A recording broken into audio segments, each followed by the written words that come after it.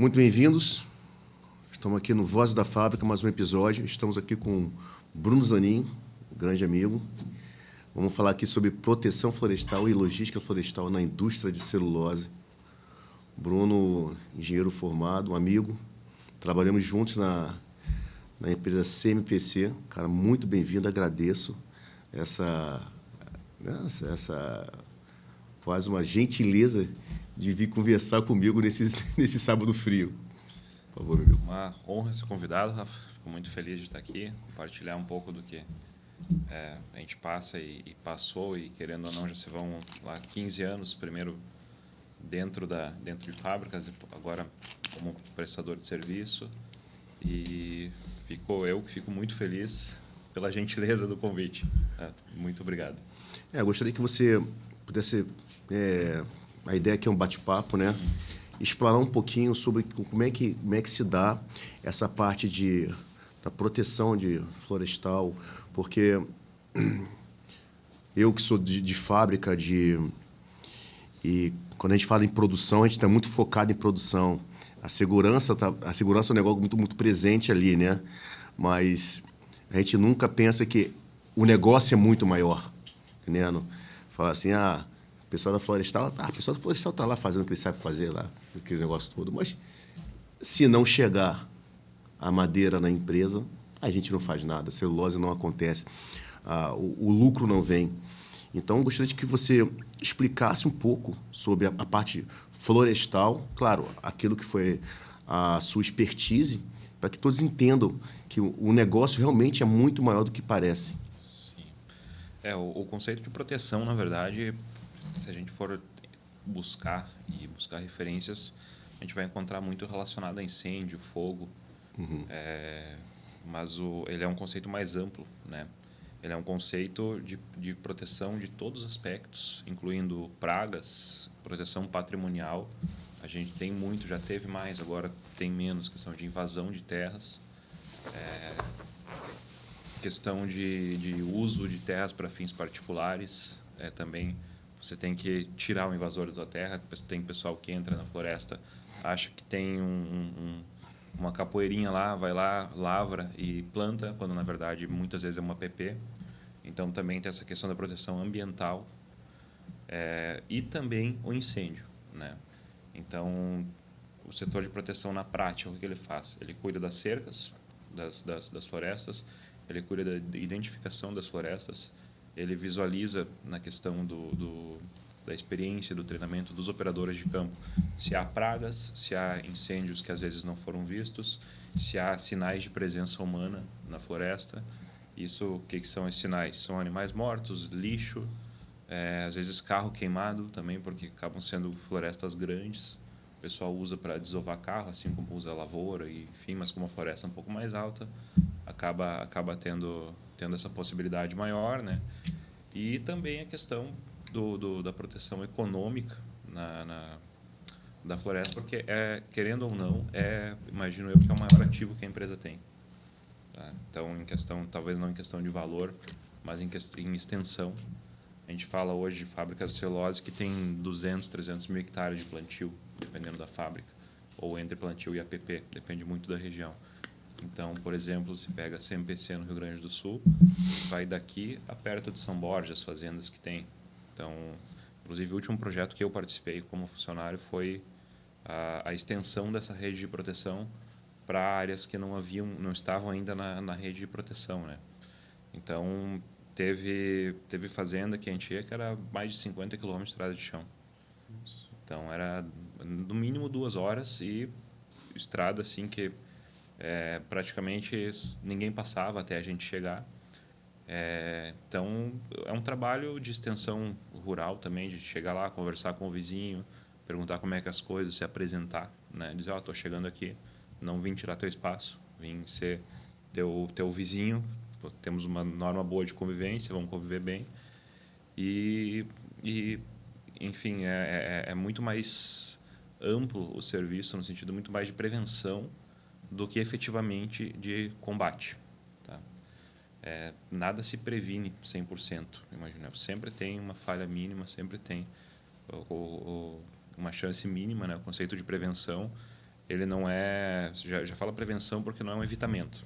Tu previne baseado em determinados fatores, determinada política, determinada operação, determinados acontecimentos. Então, o foco da proteção florestal é 95% em prevenção. Tá?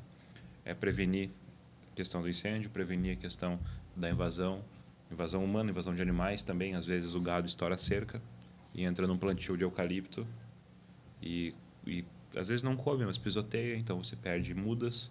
Então, toda essa questão, tudo isso é abordado na proteção florestal, com foco mais em incêndios em determinada época do ano. Aqui no sul é o nosso verão, que acaba sendo mais crítico, né? Começa ali em novembro, vai até março, porém ainda assim há eventos no meio do ano. Porém, aqui na proteção, no meio do ano, a gente focava muito mais em educação, treinamentos, e para chegar em novembro preparado e dar esse foco em incêndio. Então, depois, em março, abril, recomeçava tudo de novo, era um novo ciclo, treinava brigadistas, treinava as equipes, treinava o pessoal da florestal e reiniciava, sempre focando, olha, eu digo, no mínimo 90% em prevenção, no mínimo. Então, este é o trabalho que é feito no dia a dia, né, no setor, na CMPC. Como se fala, né? O negócio é muito maior do que se parece. Eu não sabia que tinha também a questão de pragas dentro da parte da proteção florestal, algo que para mim é novo. E ali na florestal, na verdade eu nem lembro muito bem como é que eu fui parar ali em cima na florestal conversar. Eu gostava de conversar com todo mundo. As pessoas são bem interessantes e o setor é muito amplo. E eu tive a oportunidade, na empresa que eu trabalho agora, de trabalhar uns 6 meses num projeto CAPEX, voltando para a florestal, e tive essa oportunidade de conhecer um pouco mais do florestal, referente a um horto, referente ao que é as áreas de quando você vai fazer a implantação da muda. E realmente o negócio é muito amplo. Sim. Eu fui num laboratório que eu não imaginava que um laboratório de florestal seria um ambiente tão limpo, com tecnologia, no meio do mato, no meio de uma fazenda. Eu fiquei assim, extasiado. Falei assim, realmente, as pessoas parecia coisa de filme mesmo, todo mundo de branco, utilizando todos os equipamentos num ambiente totalmente esterilizado, com alta tecnologia, no meio de uma fazenda. Exato. Eu falei assim, não, você não pode entrar aqui dessa forma, você tem que se esterilizar, você pode levar uma doença, você pode matar um projeto que está há 2, 3 anos rodando. Eu falei assim, mas existe isso? Eu falei, sim, existe. E é isso que você veio fazer. Então, eu tive essa oportunidade, foram 6 meses enriquecedores. Nós aumentamos uma área de plantio de mudas, né? Essa área ela tinha 10 mil metros quadrados, foi para 20 mil metros quadrados, tornando a Bahia autossuficiente. E buscando um pouquinho sobre isso, sobre extensões, como é que uma área como a florestal, eu via só aquelas pessoas que estavam ali, então muito mais amplo, como é que vocês conseguiam combater áreas tão grandes, como é que vocês fazem para levar a prevenção, como você falou, para áreas tão extensas? Nesse sentido de educação, que a gente tentava trazer o pessoal para trabalho, querendo ou não, quando eu comecei na CMPC, eu comecei em 2015. Eu cheguei logo após o início da operação.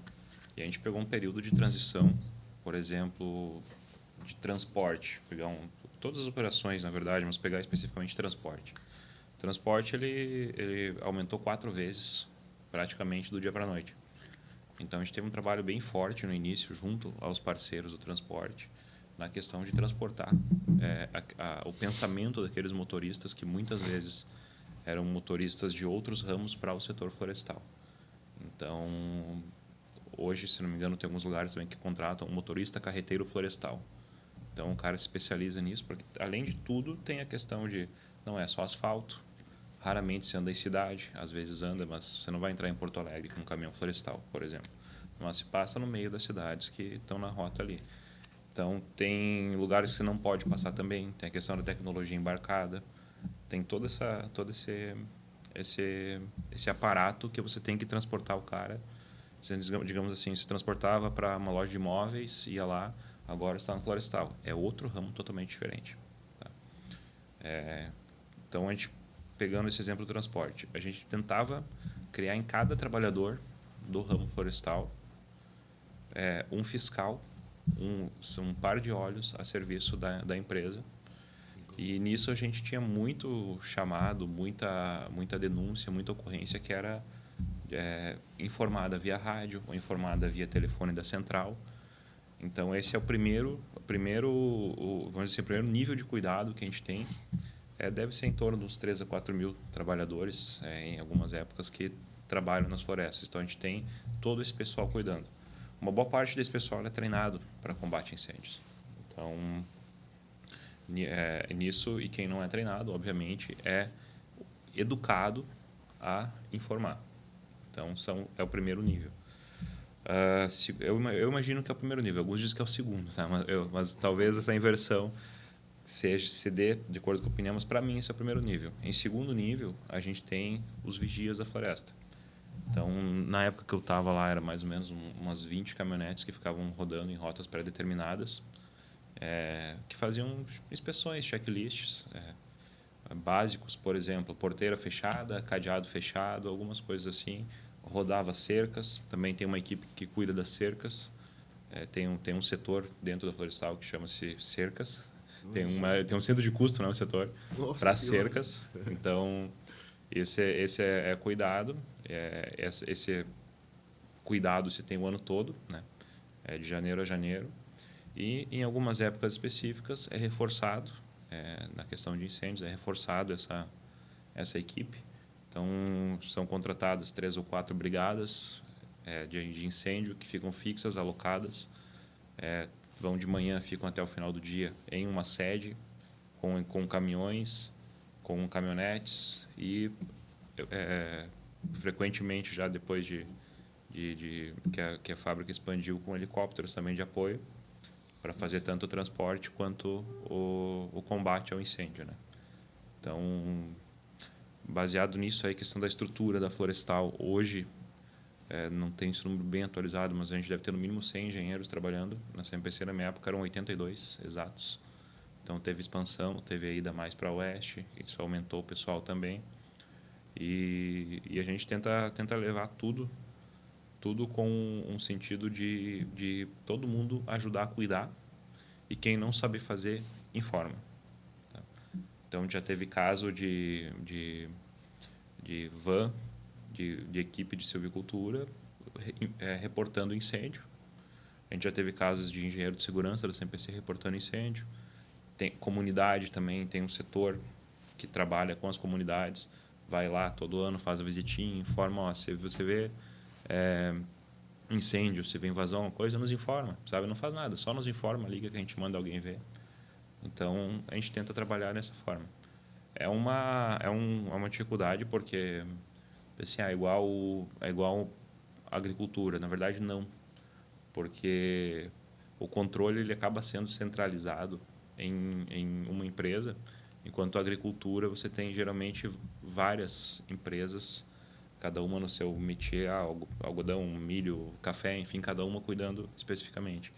E aqui no estado, pelo menos, é necessário que seja feito dessa maneira, com ronda ostensiva, com educação, porque você imagina se cuidar de terras que vão do litoral a São Borja, praticamente. É muito, muito grande. E também parceria com empresas florestais também. Tem a GFOR, tem algumas entidades que o pessoal conversa bastante, se comunicam, fazem redes de monitoramento contínuo. A gente teve muito, na época de incêndio, a gente tem muita ligação de parceiros de outras empresas. Passei aqui no horto de vocês, acho que está pegando fogo. Então, isso acontece muito. Realmente eu não sabia. Sim. Você trouxe que, referente aos investimentos, eu não vou ter esse número com precisão, mas um outro episódio posso falar. A floresta, se eu não me engano, é de 10% a 20% do valor total. É um valor expressivo, um valor bem expressivo mesmo. Porque sem a floresta não se faz nada, e ela tem que começar bem antes, né? Tem que começar ali, é um regressivo, né? Vou cortar a CMPC, o 2015, maio, né? Provavelmente deve ter plantado ali para 2009, 2007, implantando para você ter também aquela corta. Então, a floresta é um valor expressivo, algo que assim, eu fiquei mais interessado, devido a essa a proximidade que eu tive, né, no passado. Você me falou muita coisa lá, das coisas que estavam vindo. Eu achava bem interessante ali desde quando sumia todo mundo da florestal, eu falei, caramba, cadê essas pessoas? Subi ali para conversar contigo, falei, gente, cadê esse pessoal? Tá todo mundo pro campo. Falei assim, pro campo? Achava que assim, estão lá vendo passarinho. Passarinho nada, olha só o tamanho da responsabilidade social. Tem que lidar com pessoas, ainda mais pessoas que estão fora do setor, não deve ser algo muito fácil. Disso tudo, Bruno, o que você encarou de maior desafio, assim, na sua carreira? Pode falar da CMPC ou algo pregresso, o que você encarou de maior desafio? O maior desafio acho que foi na CMPC foi a mudança, que eu sempre trabalhei com logística e operação, e na outra empresa que eu trabalhei antes também. E essa mudança para a proteção foi um desafio grande. Eu tive que estudar, eu via de fora, tive que estudar uma área totalmente nova. Aí escolhi imergir na área. Pensei, tá bom, agora eu só vou pensar nisso. Vou falar disso, vou ver filme disso, vou comprar livro disso. Fui para fora do país, estudar e aprender com o pessoal que trabalha já isso, que tem bastante experiência. Recebemos muito pessoal de fora também. Fui para outros estados, fui para Eldorado, fui para Senibra, que eles têm uma cultura de incêndio muito forte. Fomos para algumas outras fábricas conhecer também, e a gente fez um intensivo, assim, um pré-vestibular. Então, isso dedicou bastante do meu tempo, né? E justamente essa questão do ir para o campo, ele toma muito tempo. Sim. E na época éramos em 2 a campo, 2 analistas de engenharia de proteção a campo e 2 de apoio na base. E eu acabava fazendo e mais o pessoal da operação, do turno, que ficava cuidando, assim, que eram os nossos olhos, ouvidos e tomada de decisão imediata. Então, o que era o meu papel na época? Meu papel era fazer aquilo que a gente estava colocando de tecnologia dentro da CMPC, chegar lá na ponta lá para o cara saber o que fazer, saber para onde ir. E muitas vezes sem comunicação, sem sinal de rádio, sem telefone quase sempre, né? E aí a gente acabou que combinou com o último projeto, que foi a extensão dessa rede de proteção, que eu acompanhei de perto, fui a campo, levei fornecedores, fizemos rodadas com suprimentos, tudo. Fizemos estudo de ponto, era eu mais uma ou 2 pessoas rodando todo o estado, indo atrás mas se a gente botar uma torre aqui, vamos dar uma olhada, subia o dronezinho, não enxerga tal coisa, assim, a gente fez esse teste bastante, que exigiu bastante tempo. Essa mudança foi bem desafiadora. E aí depois, quando a gente entregou esse projeto, que aí eu resolvi empreender por conta própria e esse sim foi o maior desafio, que é até hoje, né? Mas então são esses dois pontos de virada, assim, que foram bem fortes na minha carreira profissional. Eu queria pegar esse ponto que você falou referente à mudança de carreira. Foi 2019 ou 18? 20. E 20? Você saiu primeiro, né? Eu lembro que a gente ficava conversando, falou, Rafa, tem que te falar um negócio. Saiu primeiro do que eu, se eu não me engano. Eu pedi para sair no meio para o final de 19. Foi. Aí que 20 a gente fez um acordo de quando entregasse o projeto, eu sairia. Eu estava 2 anos já com o projeto na mão, né? Sim. Aí é complicado, cara. Tô saindo. Então a gente fez acordo, não. Então tá, vou entregar, vou deixar a solicitação de compra pronta. Sim. Deixar o contrato negociado e saio. Aí deu tudo certo. A parte interna também. Sim. Eu saí dia 2 de março de 2020. Exato. Eu lembro que, sei lá, nos nossos bate-papos, você falou assim, cara, tem que te falar um negócio, estou saindo. Mas para onde, cara? E sempre pensa, né? Estou saindo para uma outra empresa. Sim. Não, realmente foi uma virada de chave, né? Sim. Um 360 e com certeza está tendo e vai ter sucesso pelo profissional que você é, né? Isso aí para mim é questão de tempo para que o negócio fique muito mais arraizado. É questão de tempo mesmo, tenho certeza. Mas eu quero pegar o último ponto antes de a gente que eu queria que você fale sobre essa mudança de chave, porque a vida fora do setor de celulose, as pessoas do setor de celulose, acho que não há vida não. A pessoa entra no setor, fica tão apaixonada por aquilo ali, mas há vida fora do setor de celulose.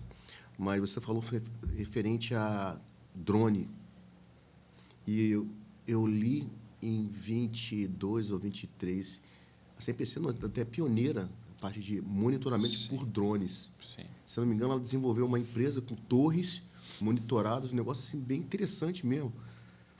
Torres que se comunicam entre elas, com drones que ficam fazendo o trabalho sozinho. Você poderia falar um pouco mais sobre isso, sobre a parte de essa tecnologia nova, com toda certeza agora deve ter mudado um pouco referente ao advento da IA. Mas poderia falar um pouco sobre a parte dos drones? Sim. Você vê, em 2020, quando a gente fez essa questão das torres, a gente estava levando... Foi que eu fui buscar em outras fábricas, sabe? A gente vê como um negócio anda rápido. Em 2020, a gente foi conhecer o sistema de monitoramento por central, por câmeras, das outras empresas no Brasil e no Chile. Então, no que consistia? Até ali, a gente tinha um sistema que era um torrista, um visualizador de torre, literalmente, que ele ficava na torre. A 40 metros de altura. Acho que tinha alguns maiores. E aí era bem em cima do cerro, né? Então era um pouco maior ainda. O cara tinha que ter coragem para subir lá. As primeiras vezes que eu subi, assim, eu tremia a perninha, né? Porque a torre ela balança. Balança ela. Aí, mas tudo bem. Aí também não podia ir lá e não subir também.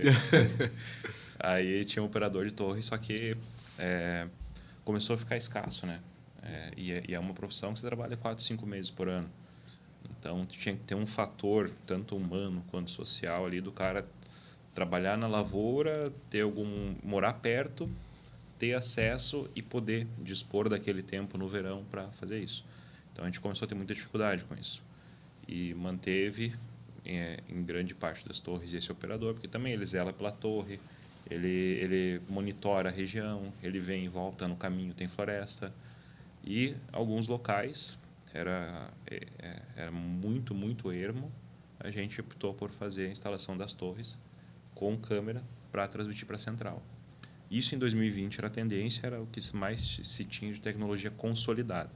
Tecnologia inovadora, tínhamos imagem de radar em alguns pontos, tínhamos drones, tínhamos sensores infravermelho, tínhamos antenas com tecnologia de radar que tentavam identificar focos de calor, mas nada era muito consolidado ainda. Tá? E aí, em 5 anos, hoje, a gente tem praticamente... eu não sei em que ponto está a IA na identificação dos dados, porque, na verdade, os dados eles existem. Tá? Por ver o dado que o drone pega, ele existe há muito tempo. Não na temporalidade, é mais sazonal, talvez, porque uma imagem de satélite. Mas a grande questão da IA, acho que é o machine learning que a gente vai ter a partir de determinados padrões, a partir de determinados estudos que vão ser feitos para o que fazer com essas imagens, o que fazer com isso para identificar. O drone, primeiro, ele veio no uso primário para pulverização na florestal. Tá? Então, essa foi a primeira inovação. Eu sei que a CNPC foi pioneira no uso de defensivos, alguma coisa de adubação. Em questão de proteção, ainda a questão do monitoramento vai ser o principal foco, né? Vai ser o principal desenvolvimento e é onde está sendo mais usado. Não sei se efetivamente na CNPC, mas eu sei que em outros lugares estão usando. E eu acho que vai ser o principal uso, não vai substituir o combatente. Por exemplo, para você levar um drone com 200 litros de defensivo, você trabalha 1 hectare às vezes, dependendo do produto que é. Para 200 litros de água no incêndio, você não faz quase nada. Sim. Né? Então, tem alguns vídeos legais na China e tal, do pessoal, o drone leva lá em cima a mangueira no prédio e apaga o fogo. Ótimo, legal, o drone leva a mangueira, porém, ainda precisa do caminhão, precisa do hidrante, precisa de todos Então, assim, é uma tendência muito forte. Eu vejo que pela extensão de terras e pela natureza da atividade, que não é uma atividade boa, não é esse monitoramento, assim, o pessoal fala, mas vai tirar emprego. Cara, não tira emprego, tá? Ou, se a gente fosse por tirar emprego, a gente estava cortando floresta de machado até hoje. Com certeza. Então, assim, tem o harvester. O harvester tira emprego? Não tira emprego. O harvester, por exemplo, que é a máquina que corta madeira, em primeira instância, ele salva um monte de gente, tá? Porque a gente nem tem dados do que dava de acidente. Com animal, com... Animal. próprio corte. Sim. O corte, imagina, o corte com machado em motosserra é muito perigoso. Sim. Então, assim como a atividade de prevenção de incêndios, de combate, é muito perigosa. Então, essa tecnologia vem para auxiliar, né? E não vem para substituir pessoa, não vem. Como tudo na sociedade. Até acontecer, isso vai mudar o ramo de atividade. Uhum. Daqui a pouco o cara não vai mais ser o cortador de árvore, vai ser o operador do harvester, vai ser o mecânico do harvester, vai ser o cara que abastece os harvesters, digamos assim. Então, a tendência é sempre aumentar o número de pessoas trabalhando e se especializar nessas funções. Em proteção florestal, pela extensão que a gente tem, principalmente monitoramento, a hora que ficar viável e puder ter, digamos, um tratamento de 95% das informações que vem de forma automática, porque também não adianta ir lá monitorar e botar numa central com 100 pessoas para analisar os dados. Com certeza. Isso tem que ser feito uma análise de padrões e um aprendizado que isso seja analisado, né? Mas se não está ainda bem consolidado e não está acontecendo 100%, é uma tendência muito grande. Com certeza. A questão do tamanho do espaço, da distância, é muito difícil, muito, vamos dizer assim, é muito oneroso, muito caro também monitorar. Até porque a gente está com muitos eventos climáticos extremos em épocas não esperadas, né? Sim. E talvez seja uma tendência, por exemplo, o incêndio se monitorava de novembro a março. Daqui a pouco não vai mais ser isso. Daqui a pouco dá uma seca forte em maio e junho e você tem incêndio. Daqui a pouco você vai ter 2 épocas de incêndio. Então, é uma ferramenta, é um conjunto de ferramentas, vamos dizer assim, né? A IA que existem, que vão existir ainda, que a gente não talvez alguma coisa não foi criada ainda, que vai vir para ajudar muito nessa questão do monitoramento, da coleta de dados. Espero que também com inteligência útil para ajudar a processar esses dados, que com certeza vai acontecer. E é uma tendência que está ficando barata para as empresas, né? Então, não para a própria... Não, efetivamente, hoje no estado a gente tem uma gigante, que é a CMPC, algumas grandes e outras menores. Mas hoje também, um cara que é menor, que tem ali 100 hectares de floresta para serraria plantada, ele já consegue monitorar a floresta dele com drone também, né?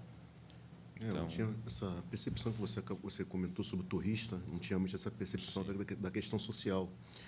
Eu, de forma interina, fiquei, acho que 6 meses como coordenador da parte CAPEX florestal. Uhum. E tive essa oportunidade de conhecer até um turista, né? José Carlos alguma coisa. Conversei com ele e eu fui visitar uma das torres da empresa.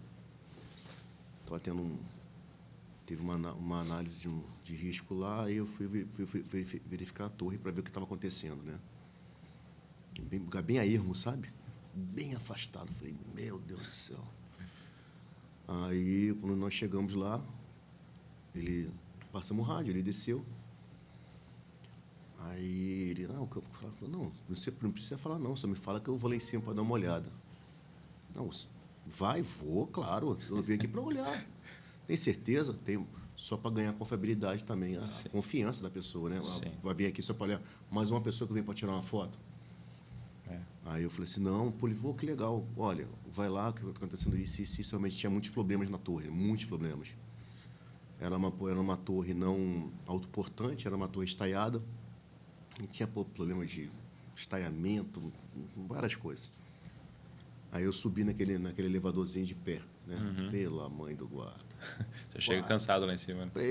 Não, mas fiquei firme. Ele me olhando, eu olhando para ele, fiquei ali firme, porque lá... Nossa, estou morrendo. Como é que eu vou descer?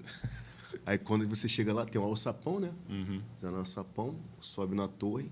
Lá em cima é fibra de vidro, acho que é 2x2, não tem muito mais do que isso. ela é pequena e realmente tem aquela... Eu não saí do centro dela, não, tá? Fechei, fiquei ali no centro. Eu falei, vou fingir que estou fazendo alguma coisa aqui em cima, vou tirar as fotos em volta, só para que depois que eu fechar essa porta, ele vai ficar lá em cima, vai descer tremendo. Eu acho que ele pensou que fosse passar um rádio, vem aqui se me resgatar. Não, fui lá, pá, tirei as fotos. Aquele negócio, aquela sensação. Sim. Nossa Senhora. É que você vê ela mexer, né? Vê ela mexer. Você Nossa Senhora. Eu falei, rapaz, isso aqui realmente não é trabalho para ter uma pessoa sozinha durante 10 sozinho. Exato. Impressionante, impressionante. Aí desci, aí conversei um pouco com ele, aí ele se acalmou com relação às coisas que estavam acontecendo. Realmente a empresa agiu, né? Mas foi uma coisa reativa, né? Mas foi um fato, para mim, foi bem marcante. Foi até num... A gente está em 25, deve ter sido em 23 ali, 24. Mas, Bruno, eu queria agora puxar um pouco para esse seu lado empreendedor. A vida fora do setor de celulose. Porque eu acho... Cara, eu falei, quando você falou, eu falei, rapaz, não sei se você estava sendo para ser promovido, alguma coisa. Lembro quando você falou, rapaz, que eu falei, cara, corajoso, cara. Não é coragem, né? Pô, são as pessoas que fazem, né? Queria que você me falasse um pouco sobre isso. Essa questão do empreender, na verdade, ela sempre existiu, né? E eu comentava também com amigos que já empreendiam, que trabalhavam, que eu sempre quis, mas eu não sabia no que, né? Então, acabei começando a trabalhar em 2012 no ramo florestal e 2011 para 2012 e sempre olhando e pensando o que dava para fazer, né? Nessa época de 2019 e 20, eu já ia para o meu terceiro ou quarto projeto da CMPC que eu tive a oportunidade de participar, além das tarefas do dia a dia, né? Participei ou como key user ou como participante mesmo, construindo o projeto, conceitos, enfim. E aí, nessa época, quando eu entrei nessa área da proteção, a gente tem um projeto assim, assado e tal, ok. Vamos tocar, né? A gente começou a fazer, foi o primeiro ano, foi o segundo, e aí no meio do segundo, eu comecei a notar assim, dizer, cara, acho que está chegando a hora, né? Vou começar a observar o que tem ao redor. Aí vai e vem no trabalho, estudei, fiz cursos, li muitos livros e num dos livros aí de um empreendedor famoso aí eu li que até o nome do livro chama Ponto de Inflexão. Eu pensei assim, cara, tá tudo bem, o cara teve um ponto de inflexão ruim, entendeu? Eu não preciso ter um ponto de inflexão ruim para começar a empreender. Eu vou pegar um ponto bom. Vou aproveitar que eu estou bem para empreender. Esse foi o... Aí me preparei por 10 meses, mais ou menos exatos, financeiramente. Estudos, cursos. Fiz curso que eu nem sabia que existia. Cara, fiz curso de como calcular imposto. Fiz curso de direito, curso de extensão de direito, trabalhista, direito comercial. Então, eu fiz bastante coisa assim fora do ramo, né? Comecei. São coisas que eu tinha visto. Se eu tivesse estudado isso lá no início da carreira, talvez eu tivesse inclusive, nessa vida fora da celulose, eu conseguiria ter sido um profissional talvez melhor. Pensei assim, mas tudo bem. A gente faz o que dá, se esforça e vai. E me preparei durante esses 10 meses. Aí, tudo em casa, estava todo mundo sabendo, os amigos próximos sabendo, né? E aí, no final de dezembro de 19, a gente já estava com o projeto bem encaminhado mesmo, assim, já estava com fornecedores definidos, ia fazer uma implantação, ia assinar os contratos e fazer uma parte comercial final ali, já estava tudo bem definido. Aí eu chamei os meus gestores, né, comuniquei a minha decisão de sair da empresa. Aí pediram para ficar mais um tempo, até o final do outro ano. Eu falei, não, tá demais. Aí eles pediram, até quando tu quer ficar? Eu falei, não, deixa eu reverter a pergunta. Eu estou planejado, eu vou sair. Vocês falarem, cara, queremos que tu fique até amanhã, tá tudo certo. Aí eles pediram, não, fica até terminar o projeto, então. Né, no mínimo, né, até terminar o projeto. Se quiser ficar um pouquinho mais, pode ficar também, tá tudo certo. E aí, tudo certo. Daí o pessoal pediu para isso, cara, só por favor, mantenham um sigilo, né? Enfim, eles mantiveram. E a gente foi nas etapas do cronograma, e dia 2 de março, aí eu solicitei o desligamento, né? Oficialmente. E na sexta-feira anterior, eu deixei as solicitações de compra pronto no SAP, tudo certinho, todos e-mail para todo mundo, fiz o backup da máquina, deixei com o pessoal. Falei, cara, que se precisarem de dados, eu sei que vão pagar meu usuário, tá aqui. Sim. Que precisarem de dados intelectuais, me liguem. Obrigado. E saí. Aí na segunda-feira fui, dei tchau para todo mundo. Recebi uns feedbacks muito legais mesmo. Um que eu nem notei, que era o meu gestor, falou assim, cara, ele tinha 40 anos de empresa na época. Ele falou assim, eu nunca vi um cara que sabia que ia sair na segunda-feira dando tapa na mesa na sexta-feira. De brabo porque o cara não fez o negócio.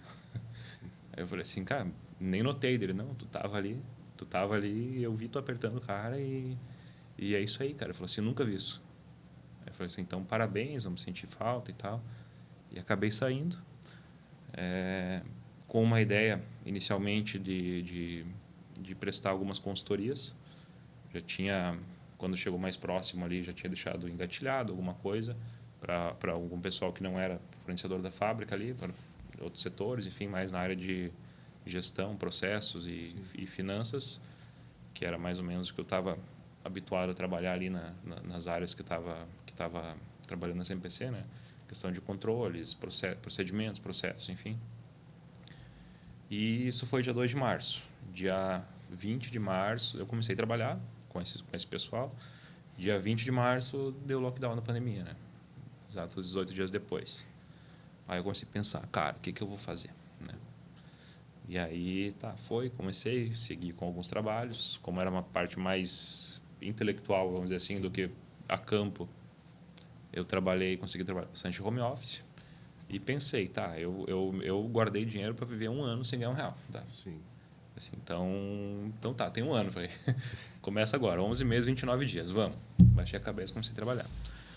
Aí nesse meio tempo, trabalhei com alguns fornecedores externos, trabalhei com alguns internos lá, geralmente era um plano curto, era 3 a 4 meses de contrato que eu fechava, para implementar processos, procedimentos, ou implementar algum sistema, de consultoria em BI também para uma empresa. Sim. Porque enquanto eu estive na CMPC, eu tive a oportunidade de aprender tudo. Aprendi BI, aprendi georreferenciamento, sabia um pouco de tudo, mas não era especialista em nada. Sabe?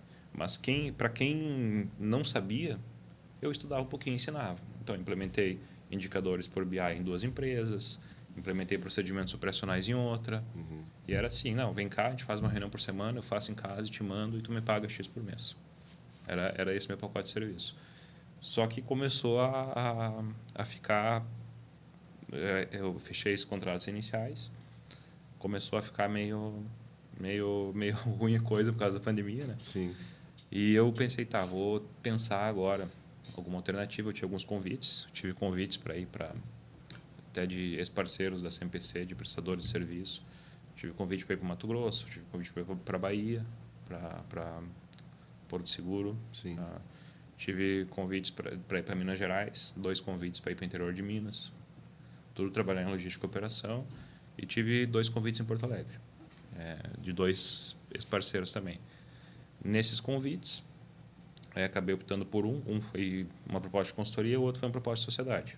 Sim. Então, acabei entrando na sociedade, que eu pensei, eu não sabia no que eu queria, agora eu acho que eu sei, vamos lá. Acabei entrando em novembro de 20, deu 8 meses então nesse gap aí. Em novembro de 20, entrei na Dúlios, junto com o Marcelo, que também conhece.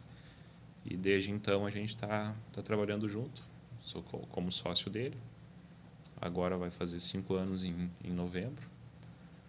Entrei, comuniquei formalmente, CMPC, sou ex-funcionário. Na época ele prestava serviço para a CMPC, ainda presta, né? Sim. Há mundo fora da celulose. Há mundo. Mas a celulose também é bom, tá? Sim, com certeza. Ixi. Fala para Então a mim. gente ainda se mantém prestando para a celulose e para outras fábricas. E aí acabei usando a experiência, não tão grande, mas eu foi muito rico o período que eu tive na CMPC, principalmente, porque é uma empresa que não poupava, nunca poupou nada em um projeto meu. Falava, cara, preciso disso, disso, disso. Era 2 porquê e tá certo, pode ir. Então, eu também ganhei a confiança da empresa, a empresa confiava em mim. Eu tive muito aprendizado ali. E eu pensei, bom, vou tentar levar esse aprendizado para uma empresa de prestação de serviço. Para a gente tentar trazer o quê? Não levar, digamos, o pessoal da construção para dentro da fábrica, mas tentar levar os conceitos de produção e engenharia de produção para civil. Então, foi o que a gente tentou fazer no início e tem tentado, né? Sempre fazer. A gente focado em indústria, focado em corporativo, focado em serviços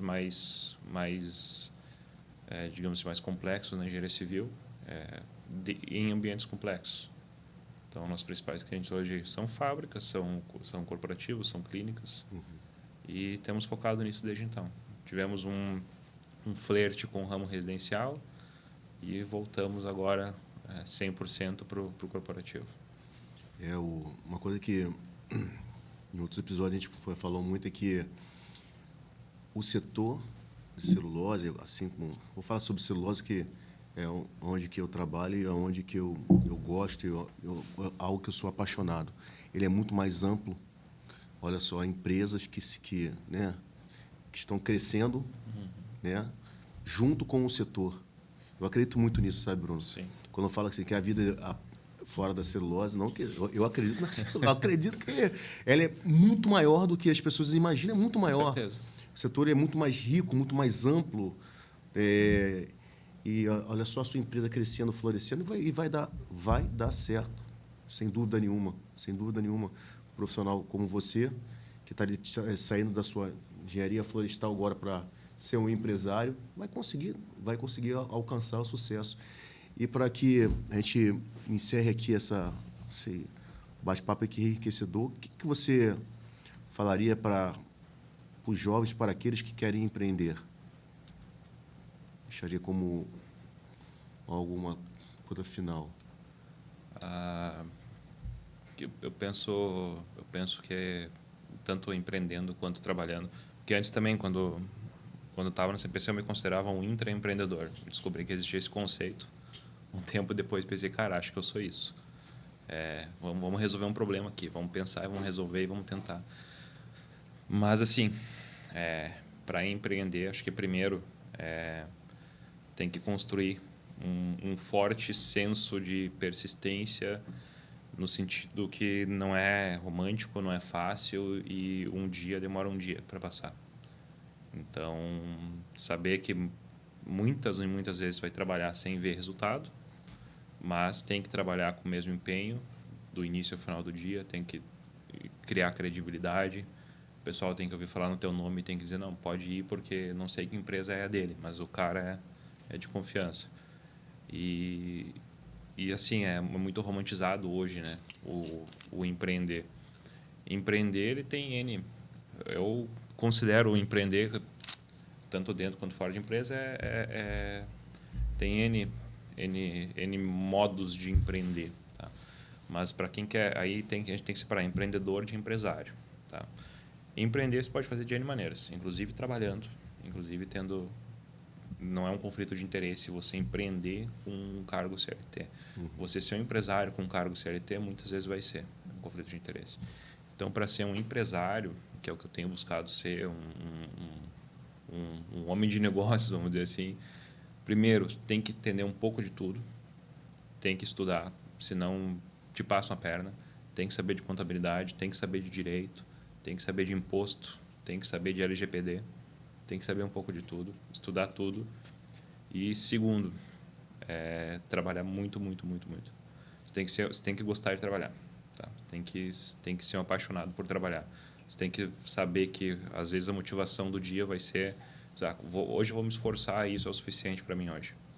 Então, talvez eu não veja o resultado hoje, mas eu vou ficar satisfeito se eu conseguir me esforçar até o final do dia. E quase todo dia é assim. Então, persistência, preparo e não desanimar. Eu acredito muito no empreendedorismo, no empresário. O empresário é o que move o país, não é o governo. e que a CMPC não me escute, mas nem é a grande indústria. Tá?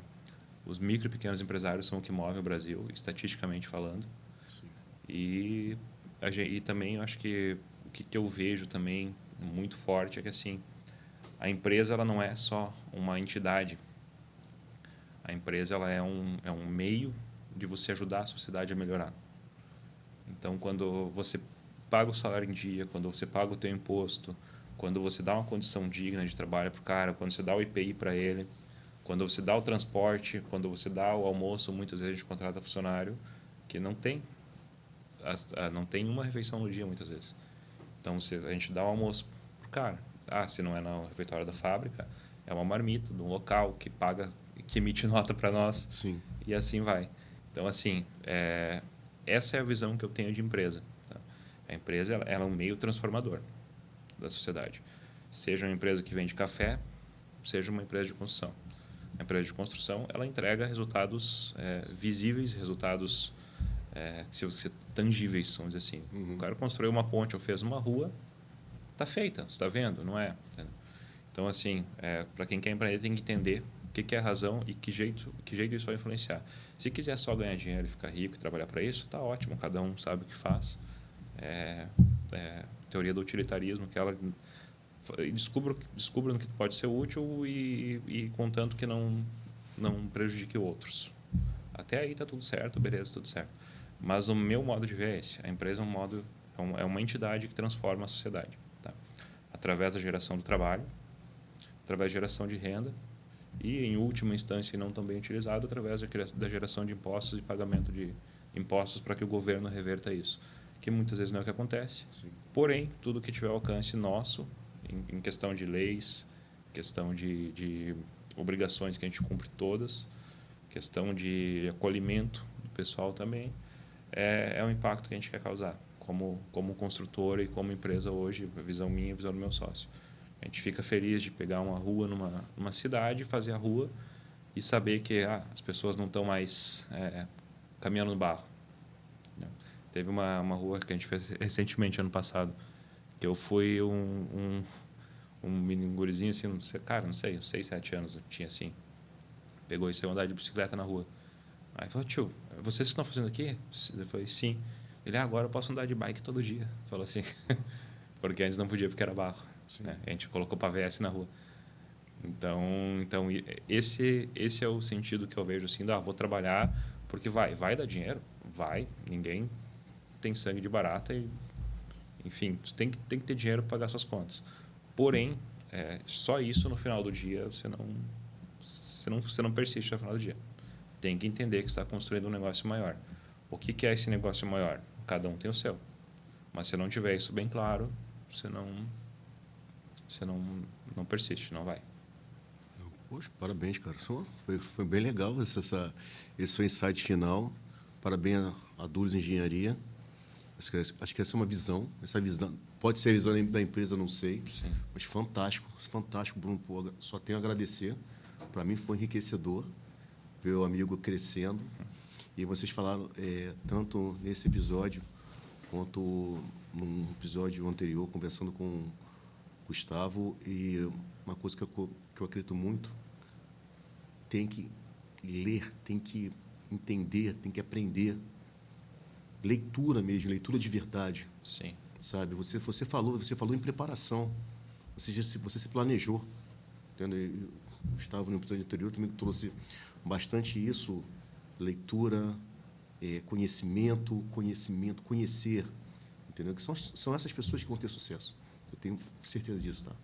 Eu tenho, assim, plena convicção que se não tiver essa... Tem que ter aquele comichão, aquela coceirinha, né?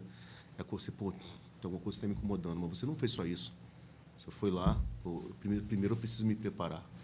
Eu tenho que entender o que está acontecendo, não só sair para dar cara. Pode dar certo também, não estou falando que pode. Existe muito empreendedores, claro. Empresários de sucesso que deu certo.